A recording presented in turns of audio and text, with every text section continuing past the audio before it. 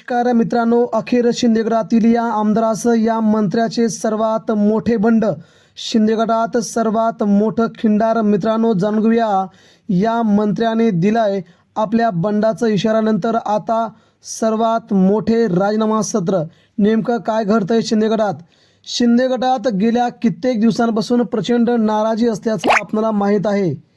मंत्रिमंडळावरून झालेली नाराजी तर सर्वश्रुत असतानाच आता वेगवेगळ्या मंत्र्यांनी उपमुख्यमंत्री शिंदेंना टार्गेट करायचं ठरवलं आहे.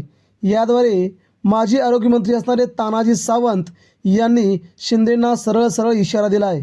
त्यांनी त्यांच्या डीपीवरून शिंदेंचा धनुष्यबाण, शिंदेंचा फोटो काढत आता नवीन बंडाची तयारी मी करत आहे असं सध्या दाखवलं आहे.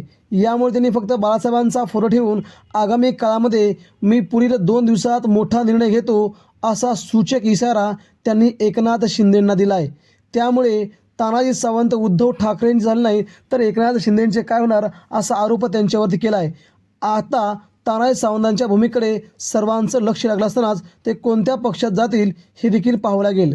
दुसरीकडे असणारे भोंडेकर यांनी आपल्या पदाचे राजीनामे दिले आहेत.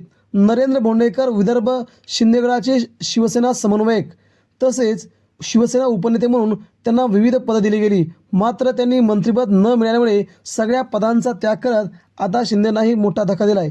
त्यामुळे मंत्री, आमदार आणि अजून 6 आमदार आता शिंदेगडाची साथ सोडण्याच्या तयारीत असल्याने खूप मोठी खळबळ उडाली आहे.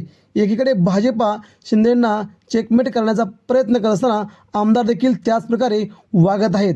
यामुळे एकनाथ शिंदेंची अवस्था इकडे वीर तिकडे वीर अशी झाली आहे. मित्रांनो, आपल्याला काय वाटतंय? राज्याच्या राजकारणात एकनाथ शिंदे पुन्हा उभारी घेतील? प्रतिक्रिया द्या.